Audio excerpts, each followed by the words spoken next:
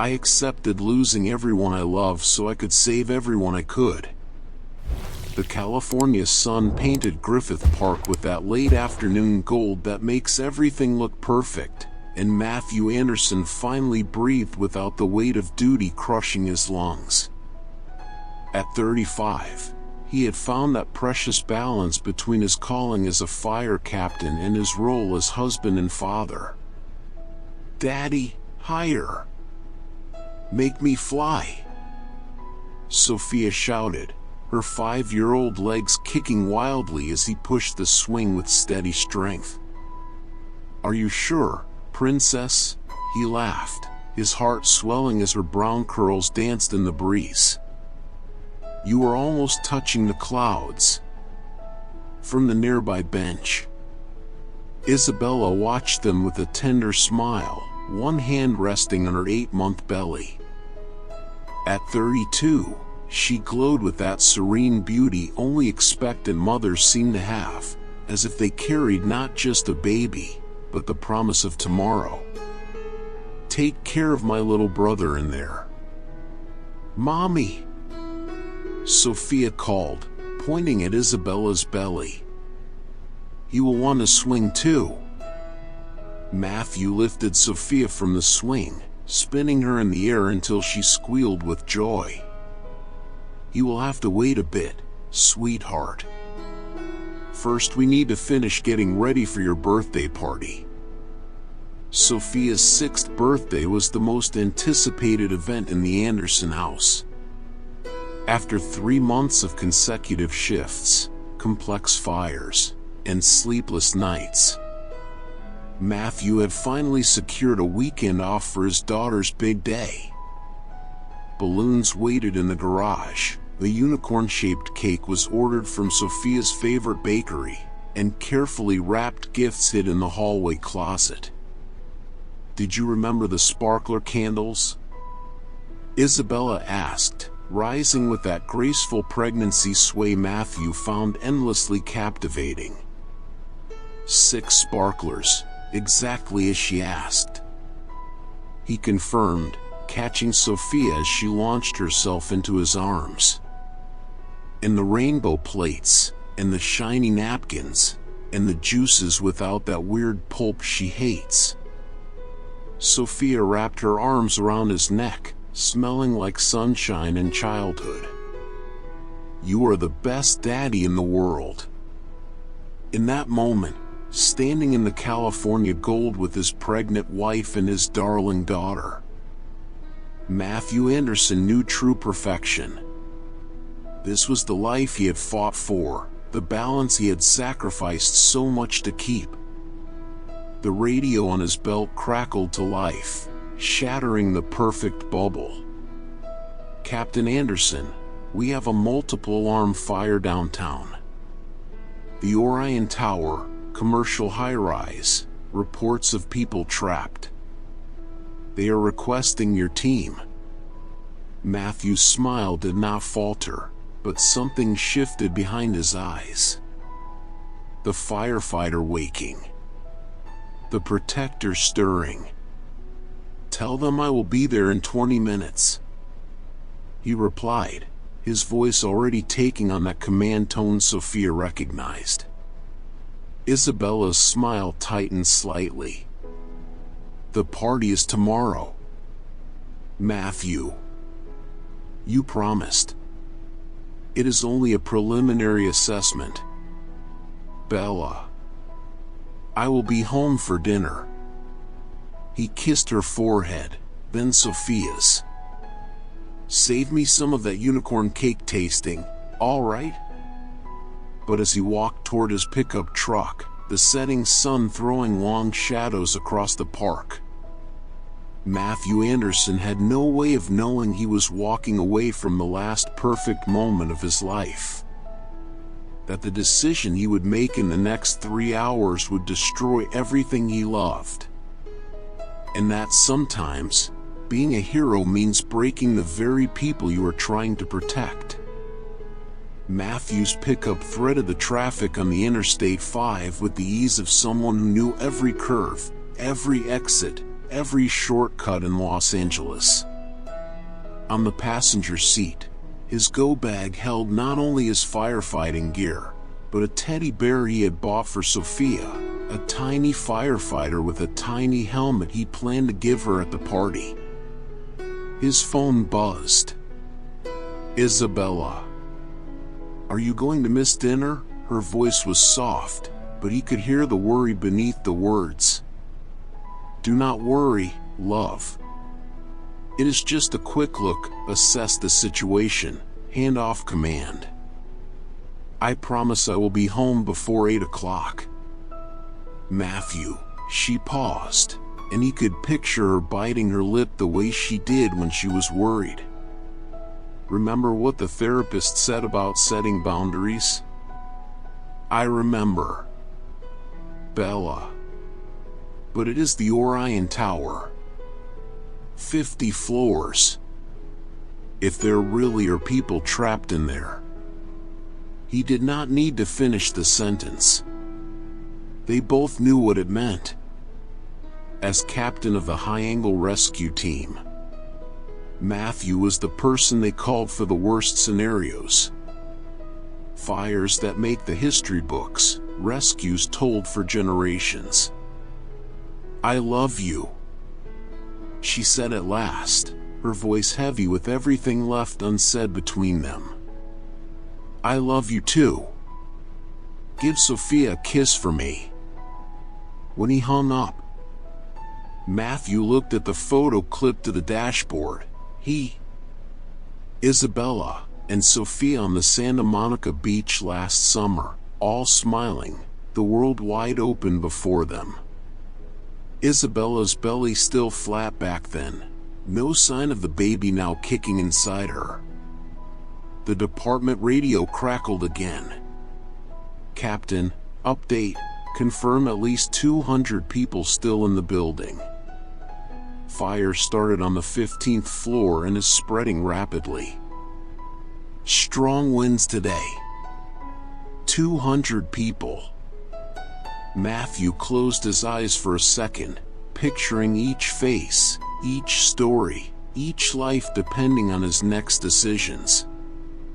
Fathers, mothers, children, grandparents, all caught in a trap of fire and smoke. He accelerated, his heart beating in time with the sirens now wailing ahead. Smoke was already visible on the horizon, a dark, ominous cloud hanging over downtown Los Angeles. When he arrived on scene, it was organized chaos. Fire engines from multiple departments, ambulances, police holding the perimeter. And at the center of it all, the Orion Tower, glass and steel with furious orange flames punching out of multiple floors. His lieutenant, Carlos Ramirez, ran toward him, face blackened with soot. "Captain, worse than we thought." The fire jumped to the residential building next door, the Aurora building. Matthew froze. The Aurora building, where Isabella had planned lunch with friends that day. Where she and Sophia were supposed to be now. "Are you sure?" His voice came out weaker than he wanted. "Confirmed. Multiple witnesses saw them going in earlier. The early birthday party with Isabella's friends, remember? The world caved in around Matthew. Sirens became a distant drone, flames seemed to dance in slow motion. His pregnant wife. His 5-year-old daughter. 200 people in the commercial tower.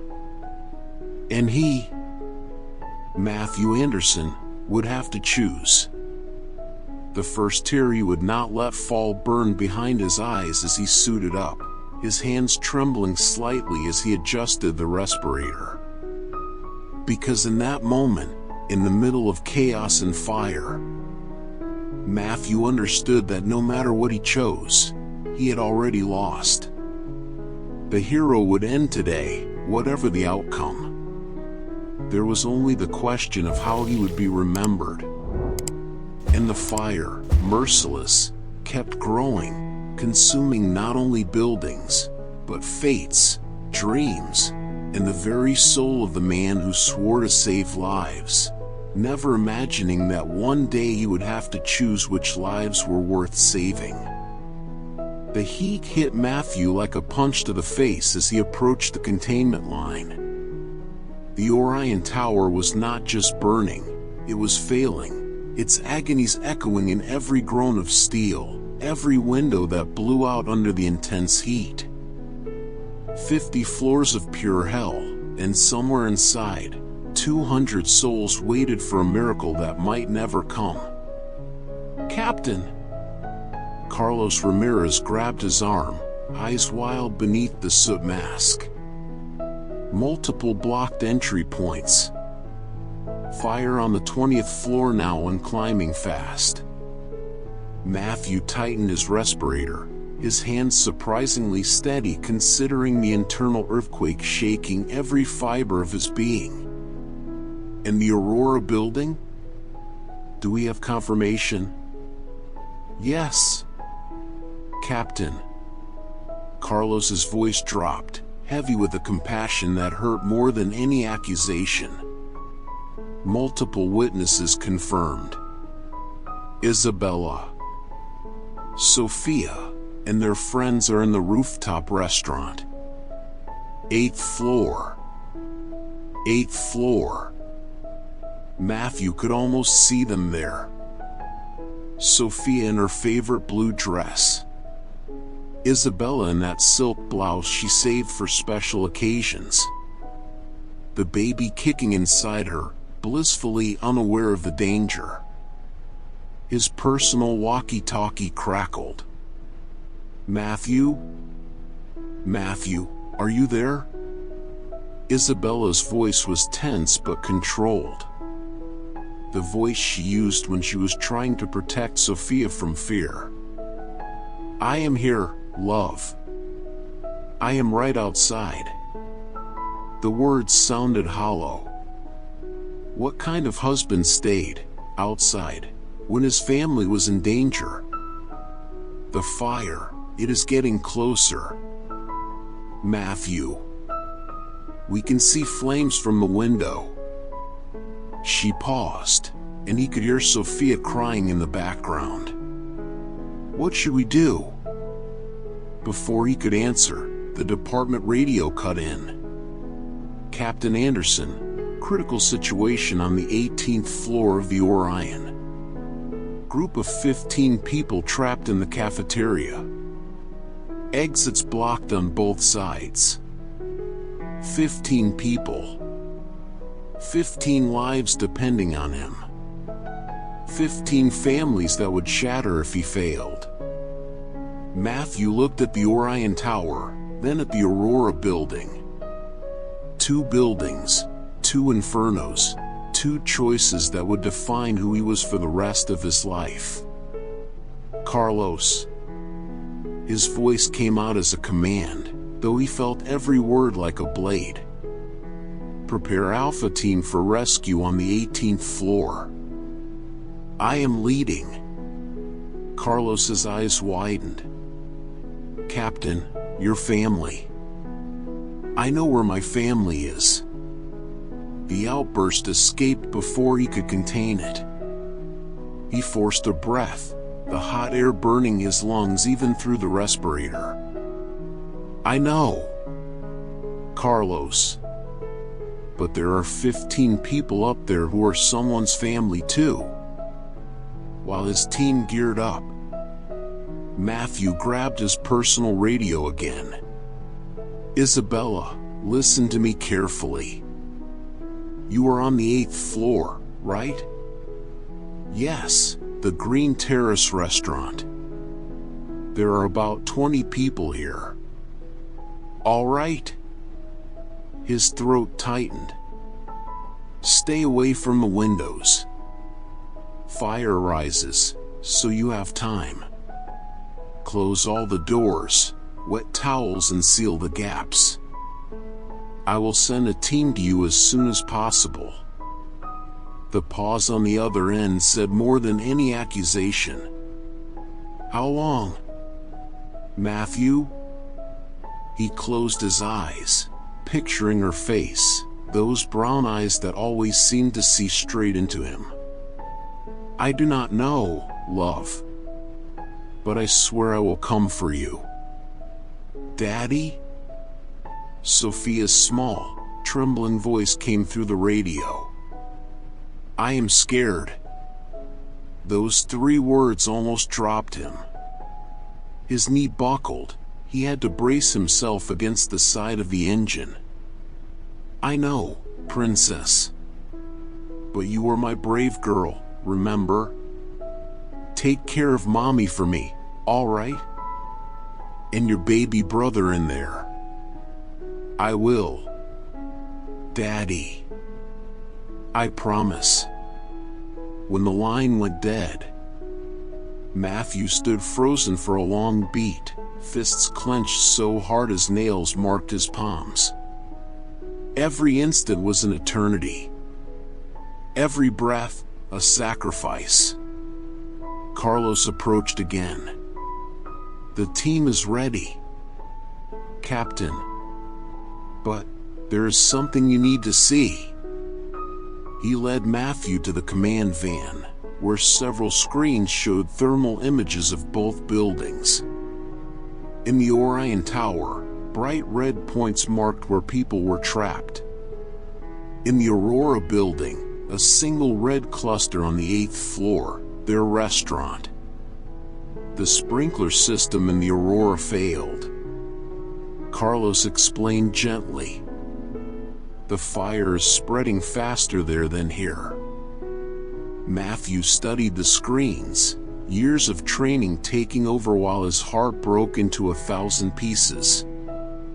The Orion had state-of-the-art safety, fire doors, pressurized stairs, refuge areas.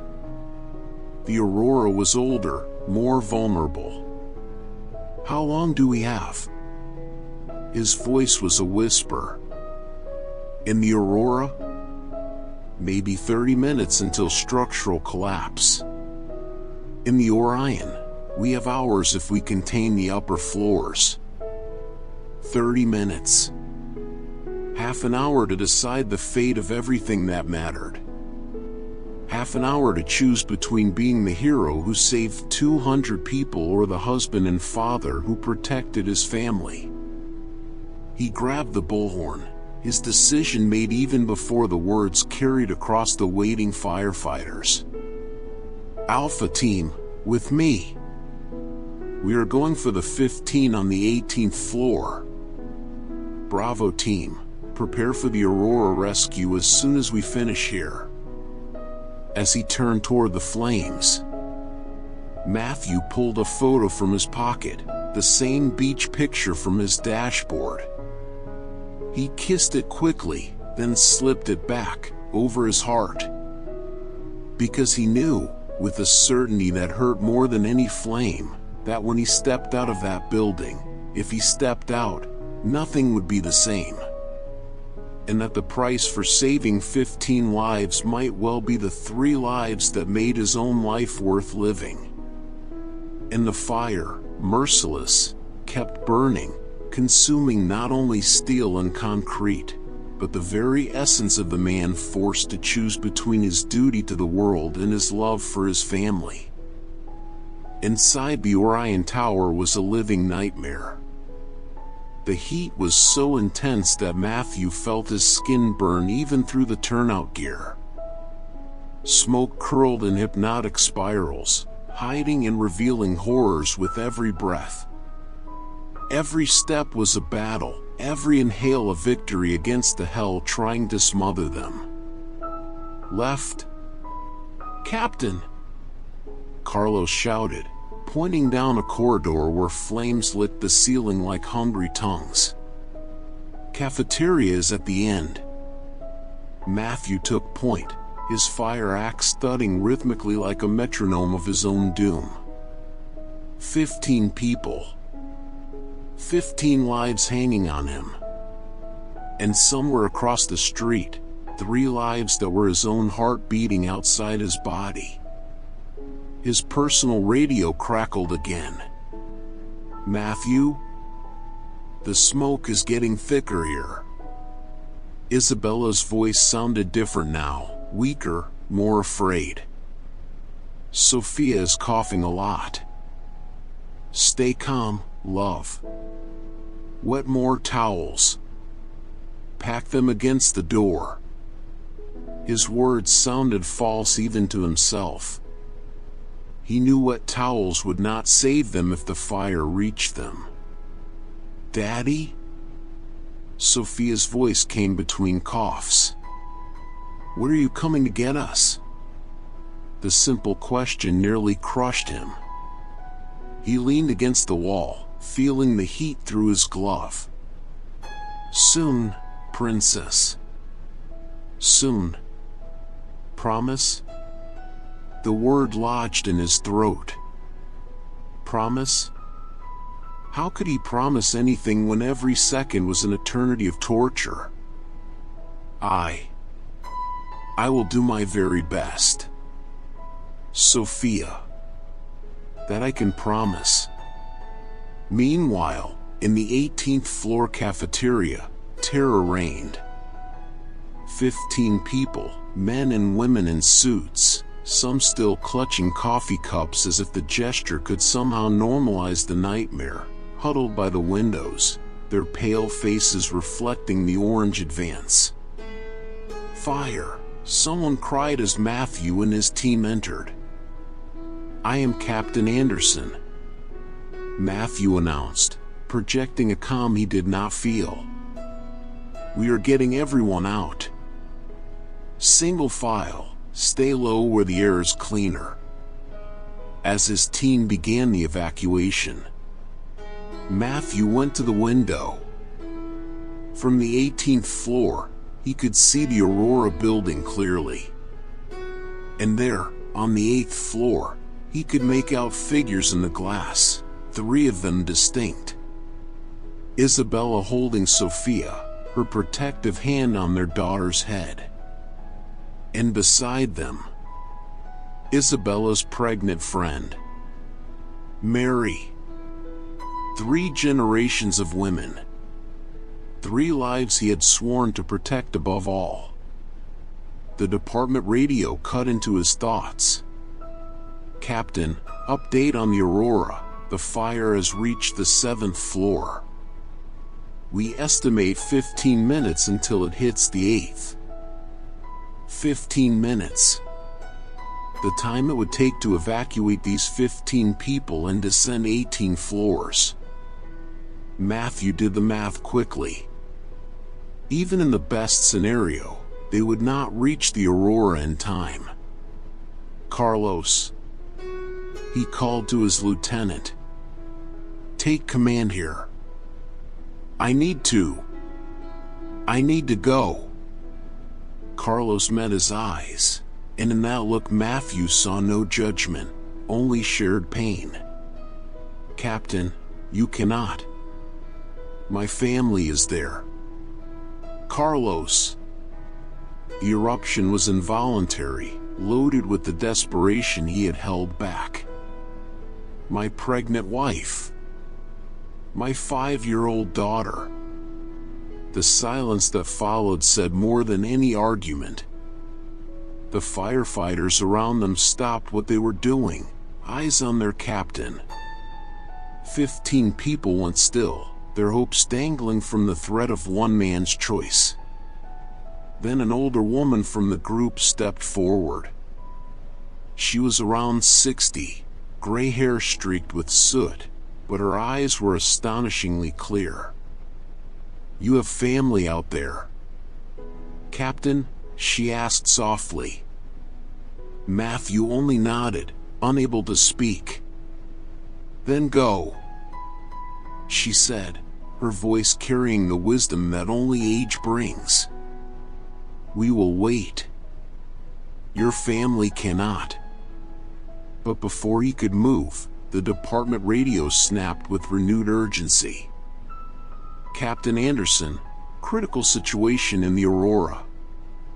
Fire has reached the 8th floor. Repeat, 8th floor compromised. Matthew ran back to the window. The Aurora now belched flames from multiple windows on the 8th floor. Their restaurant. Isabella, he shouted into his personal radio. Isabella, answer. Only static. Sophia. Someone, please, answer. Nothing. Only the deadly silence that was worse than any scream. He looked at the 15 waiting for him. 15 lives he could save. Then at the Aurora, where 3 lives that were his entire world were about to be consumed. Carlos stepped beside him, a hand on his shoulder. The decision is yours, Captain. But whatever it is, we will follow it. Matthew closed his eyes, and in the darkness he saw Sophia on the swing a few hours earlier. Her laughter. Her absolute belief that Daddy would always protect her.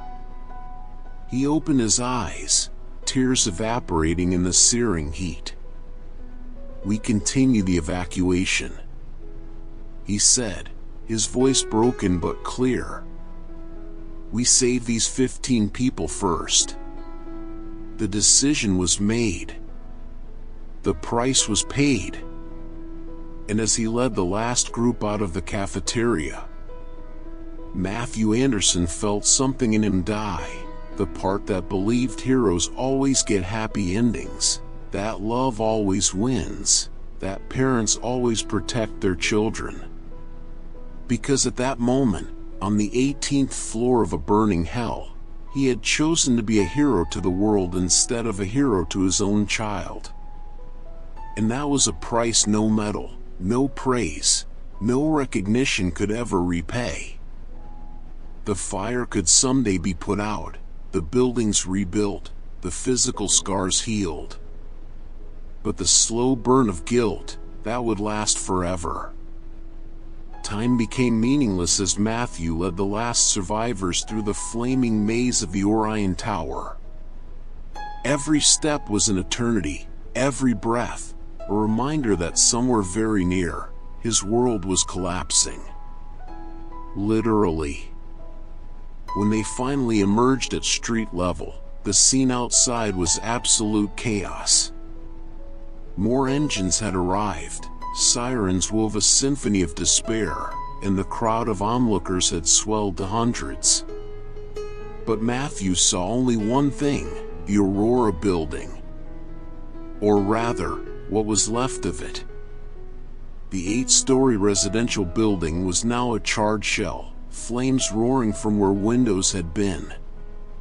The central structure had given way, creating a ravine of smoking rubble where the rooftop restaurant had stood just 30 minutes earlier. My God, Carlos whispered beside him, hand flying to his mouth. Captain, I am so sorry. Matthew did not answer. He could not. His legs carried him through the perimeter, past police trying to stop him, his eyes fixed on the heap of debris that had once been a place full of life, love, and future. Isabella. The cry was ripped from a place so deep it hurt physically. Sophia. He ran toward the wreckage, heavy boots sinking in water and foam. The heat was intense even at this distance, but he felt nothing except the glacial cold spreading from his heart through his body. Someone, he shouted to the firefighters working the pile. There are people in there. My family. A firefighter he did not recognize tried to stop him. Captain, the structure is unstable. We cannot. Matthew shoved him aside with a force that surprised them both. My wife is 8 months pregnant. My daughter is 5. They are in there. He started climbing the rubble, bare hands burning on still hot concrete. Isabella. Sophia. Please, answer. His personal radio was dead, only static. His cell phone, left in the truck, was unreachable. Every passing second was a blade. Every breath, a sacrifice. Carlos caught up, grabbing his arm. Matthew, stop. You will get hurt. Let me go. Carlos. I need to find them. Then a sound rose from the debris, faint, but unmistakable. A cry. Matthew froze, his heart stopping. Sophia? He threw himself toward the sound, clawing at concrete and twisted metal. Sophia. I am here, princess. The crying grew louder, and then a small hand appeared through a gap in the wreckage. A tiny, dirty hand, wearing the pink bracelet Sophia always wore. Daddy? The voice was small, full of fear. Matthew nearly collapsed with relief. I am here, sweetheart. I am here. Is Mommy with you? Silence answered. A silence that said more than words ever could. With new strength, Matthew and Carlos pulled debris aside, other firefighters joining as they realized what was happening. Piece by piece, they opened a passage to where Sophia was trapped. She was in a small pocket of air, protected by a fallen beam that had formed a kind of tent. Her face was streaked with soot, her favorite blue dress torn and singed at the edges, but she was alive. When Matthew lifted her into his arms, she clung to him with desperate force, her small body shaking violently. I promised. Daddy. She cried into his neck. I promised I would take care of Mommy. Matthew held her close, his own tears finally surging past the dam. Where's Mommy, princess? Sophia pointed with a trembling finger to a nearby mound of debris. She pushed me under the table when the ceiling fell. She said to stay very quiet and wait for you. The truth hit Matthew like a truck. Isabella had sacrificed her own chance at survival to shield her daughter. She had used her body as a shield, as she always had, putting the well-being of her children above all. And Aunt Mary? Matthew asked, voice unsteady. Sophia only shook her head, eyes full of a sorrow no child should know.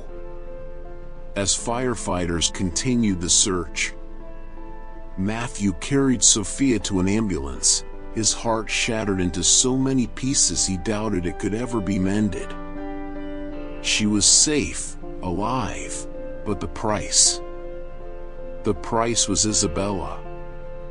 It was the baby who would never meet his father. It was Mary, leaving behind a husband and 2 small children. Carlos approached again, his face a mask of pain. We found Isabella. Captain.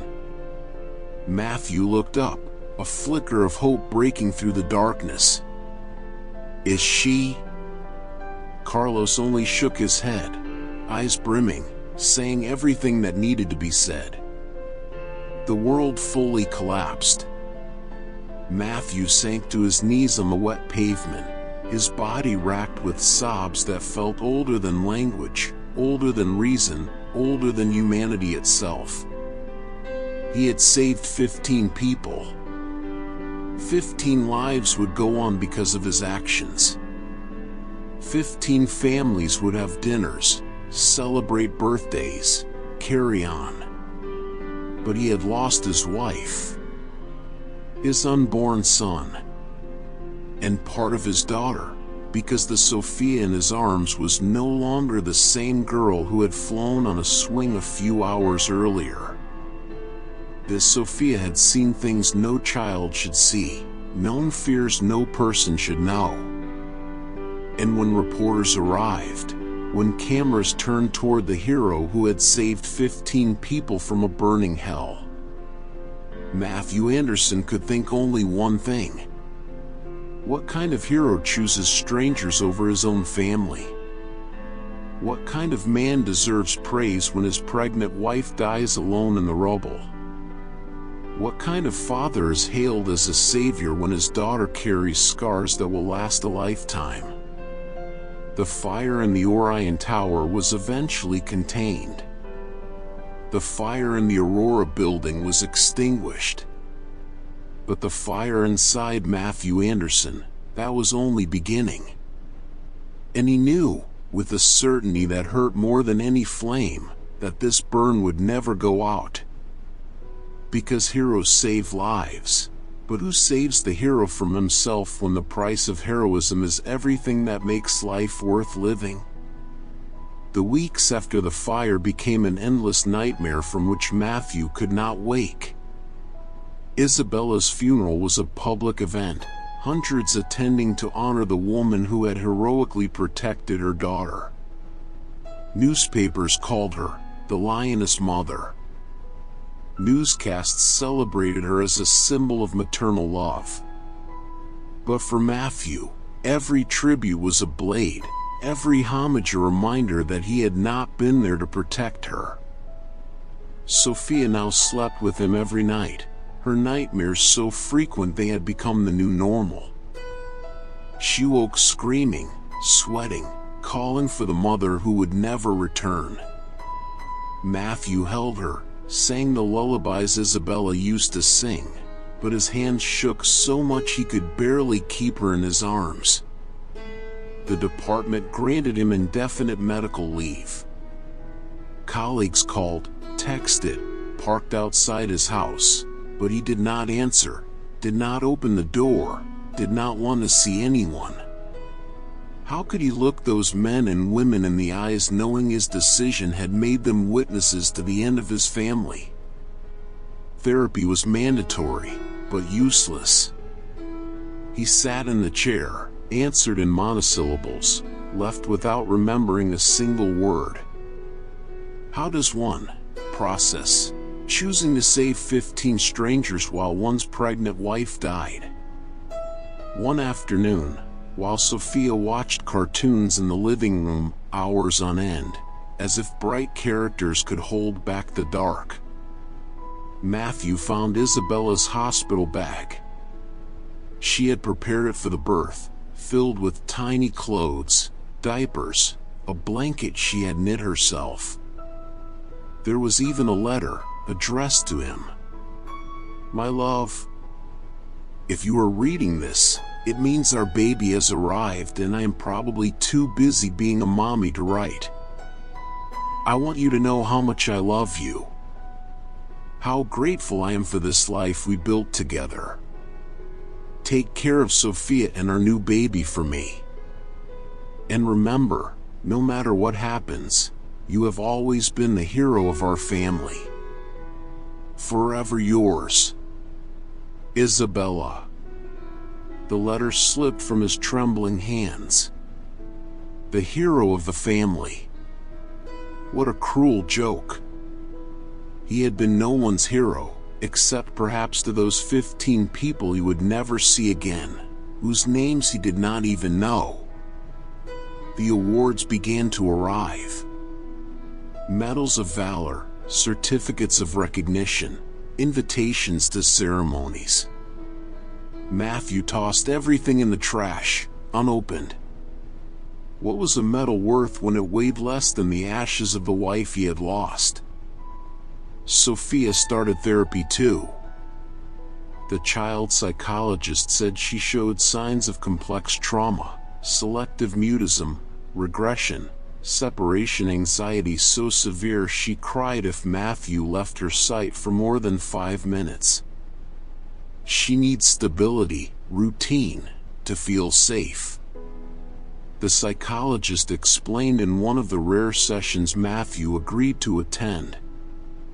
"How can I give her stability when I am shattered?" he asked, voice hollow.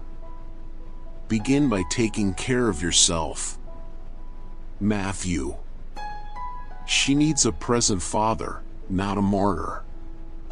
But how not to be a martyr when you carry the weight of 2 losses? Isabella and the baby, 2 lives he had traded for 15. The arithmetic was simple, but each number hurt in a way that defied reason. He began to drink. First a beer at night to sleep. Then 2. Then a bottle of whiskey. Alcohol did not erase the memories, but it blurred them, made them bearable for a few precious hours. Sophia found him drunk one night, crying on the kitchen floor, clutching their wedding photo.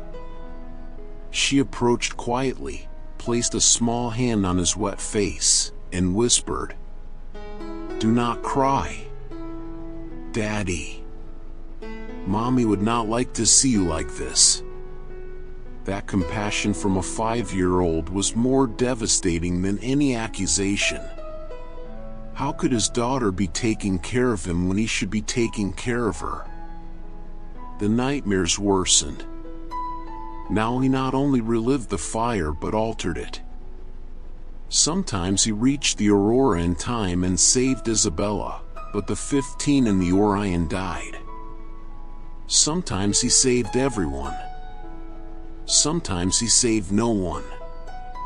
He woke sweating, shouting, heart pounding so hard he feared it would explode. One morning, he took Sophia to the park where they had been on the day of the fire. She refused to swing. "It is dangerous, Daddy," she said solemnly. "What if it falls?" Matthew sat on the empty bench beside the motionless swing, imagining Isabella there, radiant, pregnant, full of life. Now there was only a void where she had been, a silence where her laughter had rung. Sophia came and took his hand. "Mommy told me a secret that day," she said softly. "What secret, Princess?" "She said you were the bravest man she knew. That you saved people because your heart was too big to fit only in our family." The words should have comforted him, but felt like salt in an open wound. Courage? If he had truly been brave, he would have saved his family. If his heart were truly so big, it would not hold the pain now consuming him. That night, while Sophia slept, Matthew stood on the porch, looking up at the stars Isabella had always loved. He thought of the 15 people he had saved. Where were they now? Celebrating birthdays? Holding their children? Sleeping in peace? He would never know. Because while their lives continued, Isabella's ended in a burning restaurant, her hand pushing her daughter to safety as the ceiling fell. And Matthew Anderson, the hero who saved 15 people, finally grasped the cruelest truth of all. Sometimes the price of heroism is not dying, but surviving. And guilt is not a feeling that passes. It is a sentence you carry forever, an inner fire that burns slower, deeper, than any flame you have ever faced. And as night draped Los Angeles in its dark mantle, he knew dawn would bring only another day of the same torment. Because heroes may save the world, but no one can save a hero from himself when the world he saved cost everything that made his own world worth saving. Autumn came to Los Angeles with soft winds that swept away the fire's ashes, but not the ones living in Matthew Anderson's soul. 3 months had passed since the tragedy, and life kept moving relentlessly, even as it seemed frozen forever. It was Sophia who forced the first change. On a Saturday morning, she walked into the bedroom where Matthew still lay in bed, something that happened often now, and planted her little shoes firmly on the floor. "Daddy, today is market day," she announced with the seriousness children acquire when they must be adults too soon. Matthew rolled over, his back aching from sleeping curled up. "We can order delivery, princess." "No." The answer was firm. Mommy always said Saturday is market day, to buy fresh fruit and flowers. Isabella's name in the present tense felt like a punch. Matthew closed his eyes, tears burning behind his lids. "Sophia, I do not know if I can. I will help you," she said, taking his hand. "We will go together." And so, for the first time in months, Matthew left the house for something other than mandatory therapy or medical appointments for Sophia. The local market was the same as always, noisy, colorful, full of life. But every corner held a memory of Isabella. Here, she had chosen watermelons last summer. There, she had argued with the fishmonger about the freshness of the salmon. Over there, she had bought the flowers that always graced their dining table. Sophia led with surprising resolve. She grabbed apples, bananas, milk, bread. Matthew followed like a ghost, hands shaking on the cart. It happened in the flower section. An older woman approached, eyes lighting with recognition. "Captain Anderson? It is you, is it not?" Matthew froze, instinct screaming to flee, hide, vanish. "I am Martha," the woman continued, voice soft but steady. "Martha Johnson. My daughter was in the Orion Tower, on the 18th floor." The words echoed in Matthew's mind. 18th floor. The cafeteria. The 15 people. "Her name is Rebecca," Martha said, eyes shining. "She is 28. An architect. Engaged. She will marry in the spring." Each detail was a blow. Rebecca was alive. Rebecca would marry. Rebecca had a future Isabella would not have.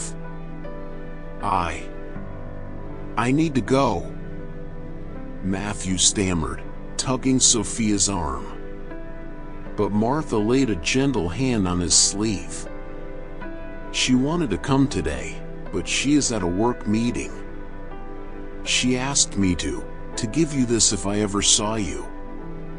She drew a plain white envelope from her pocket, his name written in elegant handwriting. Matthew took it with trembling fingers. Inside was a card with a photo, a smiling young woman beside a man, both holding their joined hands to show an engagement ring. On the back, a short message. "Captain Anderson. My name is Rebecca. You do not know me, but you saved my life. Every day since has been a gift I owe to you. I know the price you paid was immense. I want you to know that my life, and the lives of everyone you saved, will be lived with gratitude and purpose. Your wife and your son did not die in vain. With eternal gratitude. Rebecca." Matthew sank onto a nearby bench, the card shaking in his hands. Sophia nestled beside him, her small face full of concern. "Are you all right, Daddy?" He could not answer, because for the first time, someone acknowledged the price. Someone understood that those 15 saved lives had a cost that was real, tangible, devastating. Martha sat beside him. "Rebecca wants very much to meet you. She says you are the reason she can plan a future." "My wife." The words slipped out as a broken whisper. She was 8 months pregnant. Martha closed her eyes, a tear sliding down her cheek. "I know. Rebecca learned everything about you afterward. She carries that sorrow too. We all do." In that ordinary, noisy market, something in Matthew began to shift. The guilt did not vanish. It was too large, too deep to disappear. But for the first time, it was not alone. Other people were carrying pieces of it too. That night, he showed the card to Sophia. She studied the photo intently, her little fingers tracing Rebecca's smiling face. "She looks happy, Daddy." "Yes, she does." "And Mommy, would she be happy that you saved this lady?" The question was innocent, but profound. Matthew thought of Isabella, her compassion, her love of life, her ability to find joy in others' happiness. "Yes," he said, and for the first time the words sounded true. "Your mother would be very happy." The next days brought small changes. Matthew began getting out of bed earlier. He stopped drinking, not entirely, but down to an occasional beer. He even took Sophia to the swing set, standing close enough to catch her if she fell, but giving her space to be a child again. Therapy started to make sense. He spoke about Rebecca, about Martha, about the letter, about how their gratitude did not erase his guilt, but reframed it. Perhaps, the therapist suggested in one session, Isabella's love for you was large enough to include all the people you saved. Perhaps she understood that loving a firefighter meant loving the world he swore to protect.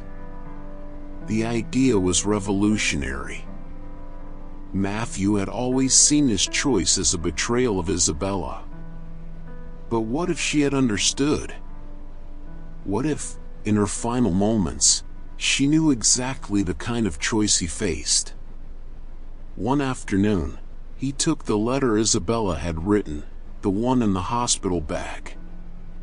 He read it again, and this time one sentence stood out differently. "No matter what happens, you have always been the hero of our family. Always have been." Past tense. As if she knew something could happen. As if she was preparing him for an impossible choice. Sophia found him crying on the couch, the letter in his hands. This time, the tears were different, less despair, more understanding. "Daddy," she said, climbing beside him. "I think Mommy knew." "Knew what, Princess?" "That you had to save those people. She always said your heart was too big to fit only in us." And in that quiet room where Isabella still seemed present in every corner, Matthew Anderson began to understand that perhaps healing would not come from forgiving himself for the choice he made, but from honoring the woman who understood and accepted the price of that choice even before he had to make it. Because true love is not about saving someone from himself. It is about understanding that sometimes the person you love needs to save the world, even when it means losing parts of the world you love most.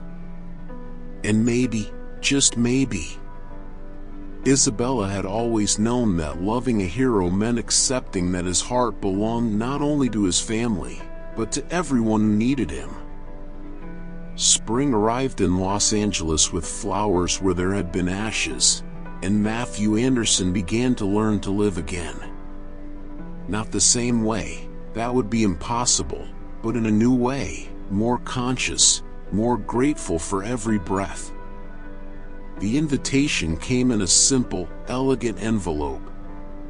Rebecca Johnson, the woman whose life he had saved, was getting married, and she wanted him and Sophia there. "Can we go, Daddy?" Sophia asked, eyes bright with a hope Matthew feared had been lost forever.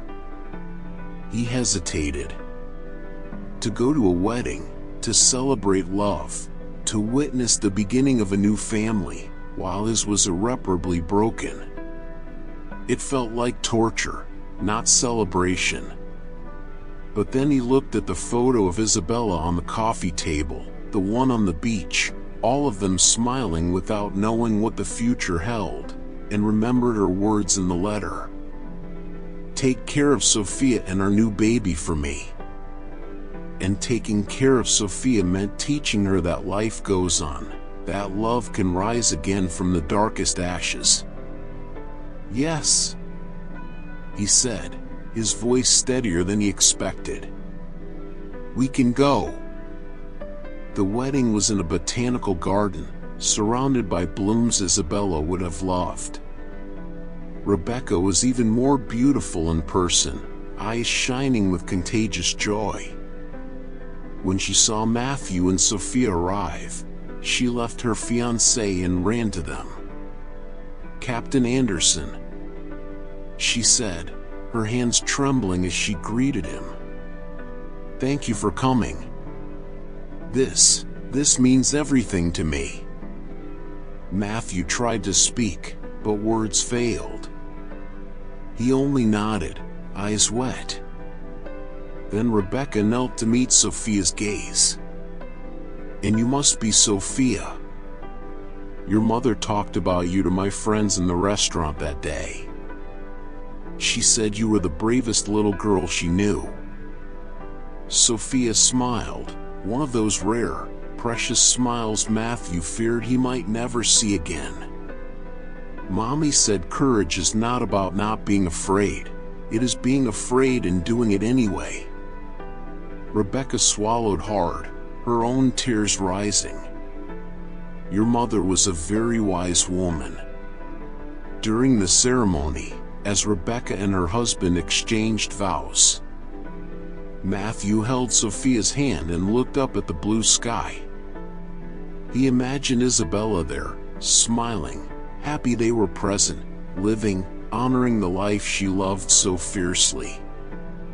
At the end, Rebecca gave a speech no one expected. She took the microphone, eyes finding Matthew's in the crowd. "There is a person here today without whom I would not be alive to celebrate this day," she began, voice trembling but clear. "Captain Matthew Anderson, you saved me from a fire 6 months ago. And in doing so, you paid a price no human being should ever have to pay." Silence fell like a hush. Heads turned toward Matthew. "I cannot give back what you lost," Rebecca continued, tears finally falling. "But I can promise that the life you gave me will be lived with love, with purpose, with gratitude. And that we will always remember Isabella and the baby she carried. They did not die in vain, they live in every life you saved." Matthew could not hold back. Tears came freely, washing away part of the guilt he had carried so long. Sophia squeezed his hand, her small face wet too, but smiling. After the ceremony, Rebecca approached again, her new husband by her side.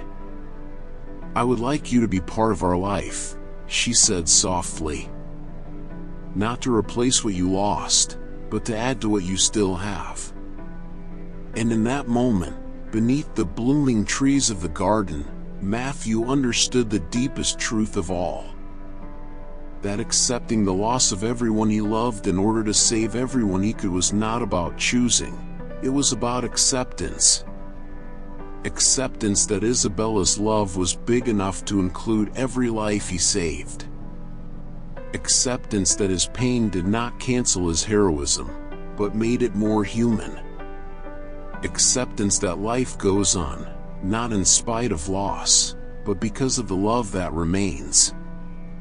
That Sunday he took Sophia to the park again. This time, she swung. Not as high as before, not with the same carefree innocence, but she swung. And when she shouted, "Higher, Daddy," his heart did not hurt the same way. Because he understood now that healing does not come from forgetting, but from integrating. The pain of losing Isabella and his son would always be part of him, just as the joy of having loved them would be. The guilt for his choice would always be a scar, just as the pride in saving 15 lives would be. And as he pushed Sophia on the swing, her laughter echoing through the park like a ghost of the past and a promise of the future, Matthew Anderson finally understood that accepting the loss of everyone he loved to save everyone he could had not made him less a hero, it had made him more human. And sometimes, the greatest act of courage is not dying for those we love, but living for them, carrying the pain, honoring the memory, and finding a way to love again, even when pieces of our heart are forever broken. Because love, like fire, can destroy, but it can also purify, transform, and rise from its own ashes. And Matthew Anderson, the hero who lost everything to save many, was finally learning to live again, not as the man he was before, but as the man he became through the fire. And that, perhaps, was the greatest victory of all.